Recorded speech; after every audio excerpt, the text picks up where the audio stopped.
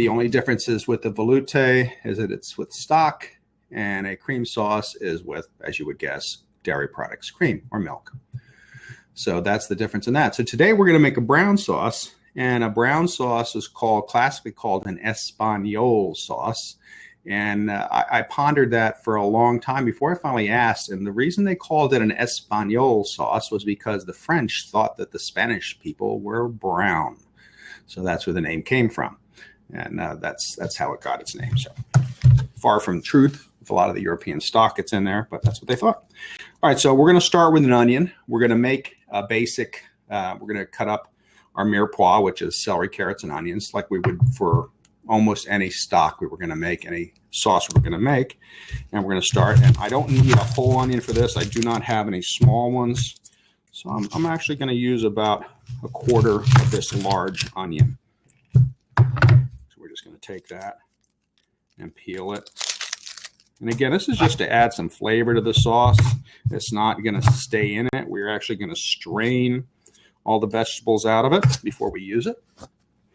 So here, since I'm working with just a small piece, I'm still going to cut it the same way. I'm going to cut almost all the way down through it.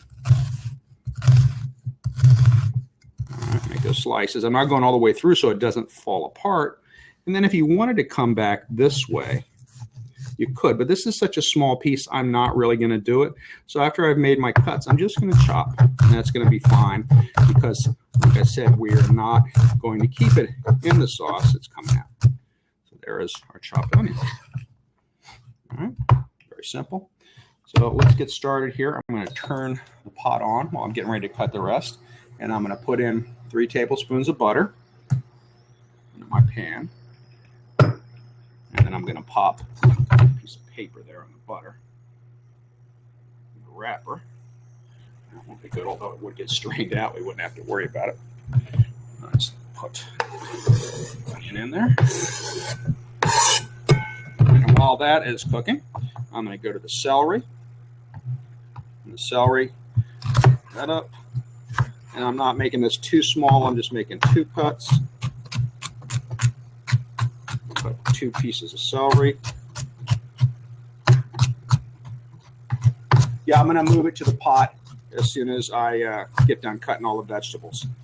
There's nothing really happening right there right now, so you'll see in just a moment. All right, celery is in there. And now the carrot. Carrot, remember we turn it over flat side down so we don't cut ourselves. And then just cut the carrot.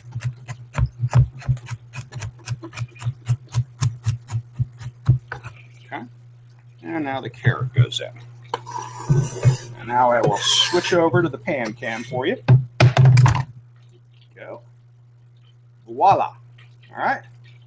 So we have celery, we have carrots, and we have onion in here. And that is our mirepoix. And we're going to let them cook down a little bit, just to get them started. All right, and get them coated. Now, it is going to cook in here a little bit longer. So I'm going to build my roux right now on top of this vegetable mixture. You don't have to let it all cook out for this kind of a process because it's going to cook. It's going to keep sauteing in the fat. We're not going to add any liquid to it, so you don't have to worry about that. So now I'm going to put in 1/4 cup of flour.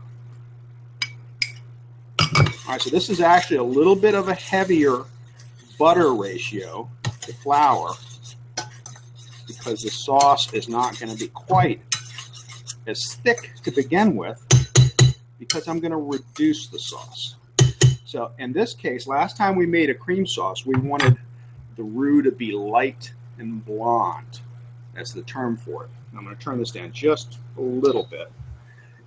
But in a brown sauce, we actually want the roux to darken up a little bit, so it's okay for it to get dark.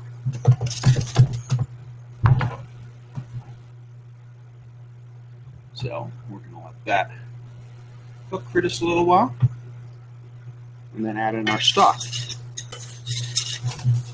You don't have to worry about it too much. You just want to let it cook. The vegetables are all cooking down, and like I said, the vegetables are going to come out as we after we're done with the sauce. And an Espagnole sauce, a brown sauce, can be used for any kind of meats that you have. Pork can be used for beef. Classically, it would be beef, but it will work with pork, especially if you add the drippings into it. That'll add some more flavor. You can use the same thing with lamb, but again, you want to take any meat drippings that you have and you want to add them into it, because that's what's going to really build that particular flavor into it. It's not just going to taste like beef. And you give it that little oomph. All right, so we have to let that kind of get a little bit darker. It's cooking nicely. Grab my stock while we're waiting.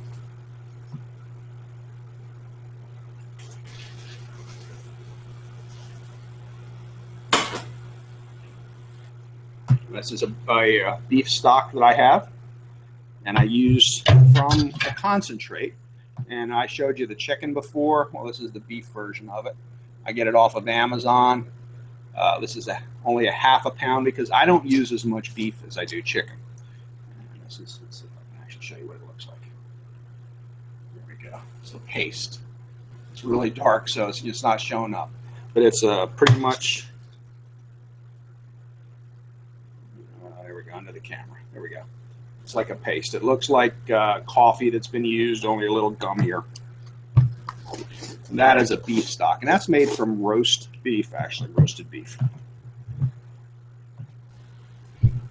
All right. So you can, I don't know if you can see, but in the bottom of the pan, starting to get a little brown. And that's going to help us add some color and some flavor to the sauce, because as it gets brown, it's actually cooking, and the sugars and the vegetables are caramelizing a little bit and adding a little more nutty flavor to the roux than we would have had with just a plain blonde roux when we used a cream sauce. So it'd be more of just a flat flavor for that one. It's not going to get real brown. It's just going to start to get darker, and it's already getting darker now. It's going into like a tan color at this point rather than a clearer one. And the sauce isn't going to be completely brown. It's not going to be a dark brown. We're going to add some tomato product that'll help add some color to it as well.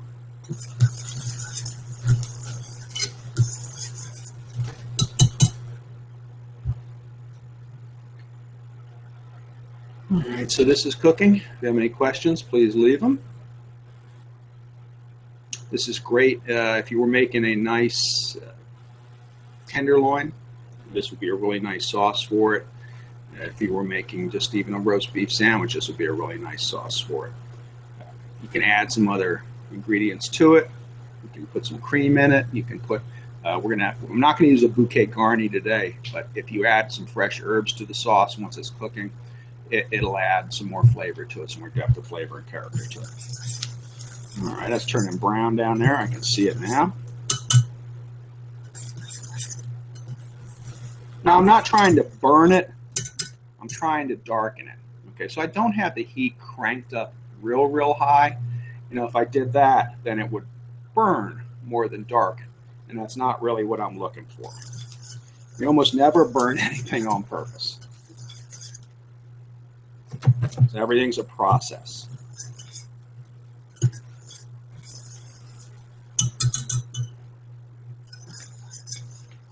It's got some nice color. Now it's starting, and you will notice that once something starts to darken, the darkening process happens faster as it's browning, I should say. I'm sorry.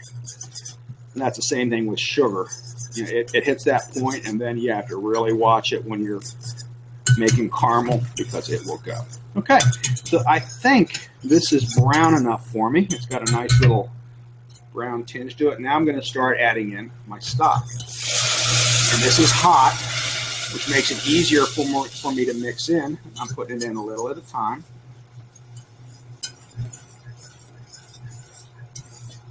Mix it in, and you can see as it's mixing in, it's being absorbed pretty quickly. And I'm going to turn this down right now to low.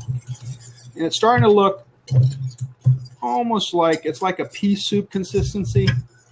It didn't blow up to like that mashed potato consistency we had with the white sauce, but it is thickening up. But again, this sauce needs to reduce So this is going to be thinner to begin with than we would normally have. It's not going to be a ready sauce. Now, you could make a ready sauce this way if you just wanted to make a brown sauce. You know, it's fine. It's basically, it's gravy. It's done, if you want to call it a gravy at that point. And here's your beef gravy for any roast beef that you might be making. But we're going to make an Espagnole, which is just a little bit different. So I've got about 3/4 of my stock going in, and I'm going to save some of it. I'm not going to put it all in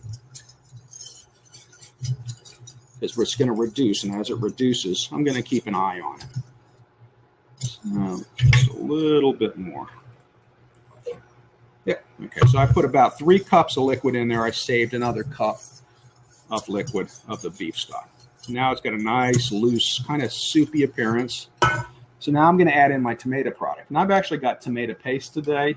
It calls for puree classically, but I want to see if I can richen this flavor up a little bit more. So I'm going to put in a couple teaspoons of tomato paste. Now this is the difference in making it really a classical Espagnole sauce rather than just a beef gravy. I'm going to whisk this in good, mix it in. And you really won't taste the tomato flavor. It's just going to have a really depth body to it, and it's going to have a really nice richness to it. Now, if I was using a bouquet garni, it's also going to make the color nice and dark too. If I was using a bouquet garni, now would be the time I would put it in. I have this on a low simmer right now, and I'm going to let it simmer, and we would let this sauce simmer for a couple hours, really, to reduce. And as it reduces, I would be adding a little bit more of the liquid.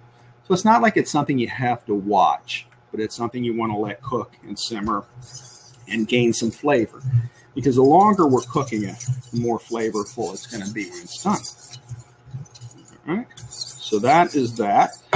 A bouquet garni is also, it's a little pile or a little clump of aromatics. And generally you'd put in a bay leaf, and I do have some bay leaf, so I may throw one of those in there.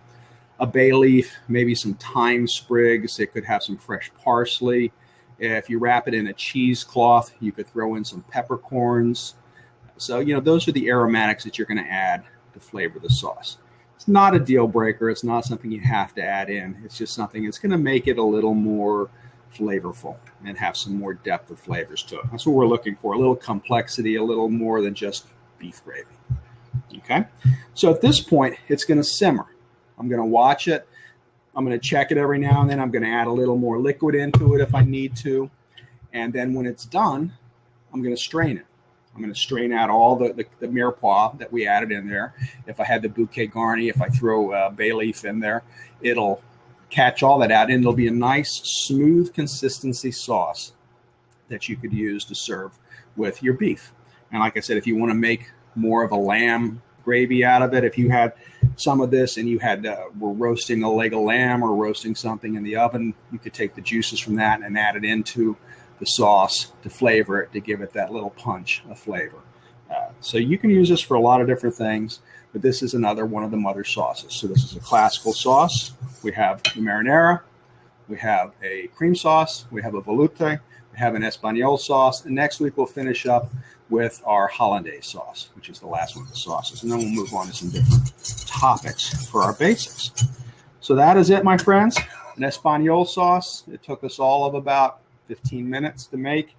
Granted, it's going to simmer for a while, but it's not something that you have to work over all day long. You know, you can make it and seem, you know, and even calling it an Espagnole sauce is going to make it seem like you really know what you're doing too. So cooking, you know, it's not rocket science. It's about having fun. And then you can take this finished product and you can do a lot more with it. You can make it into a burgundy sauce. You can add some wine as you reduce it. Like I said, you could put a little dab of cream in. And when you add dairy to a sauce like this, you want to remember it is not for, it's not like you're adding a lot into it. You're adding it just to change a little bit of color, a little bit of mouthfeel, and a little bit of taste. So it's very little when you add it into it. So, and that's it for Cooking 101, the basics. Let's make Espagnole sauce. And I will see you in tomorrow. We're actually making stuffed pork chops. And this sauce would pretty much be good for it. So maybe I'll save that and serve my stuffed pork chops with it tomorrow. That'd be pretty good. I'll just re-season it a little bit. So we're doing stuffed pork chops tomorrow at 12 o'clock. On Thursday, I have a friend of mine from Orlando, and she's a vegan baker, and she's going to be cooking up some deliciousness for us at 12 o'clock. And then at 2 o'clock, I have Allie Phillips, who is a cookbook author, joining us at 2 o'clock to cook something for us. I don't know what she's making yet, but it'll be wonderful. So I will see you later in the week. And if you're around tonight at 4 o'clock, I will be on the Orlando Eye, hopefully, transmitting live if we have a good enough signal from the Orlando Eye, showing you a bird's eye view of Orlando from this humongous Ferris wheel. So have a great day, my friends, and we'll see you soon.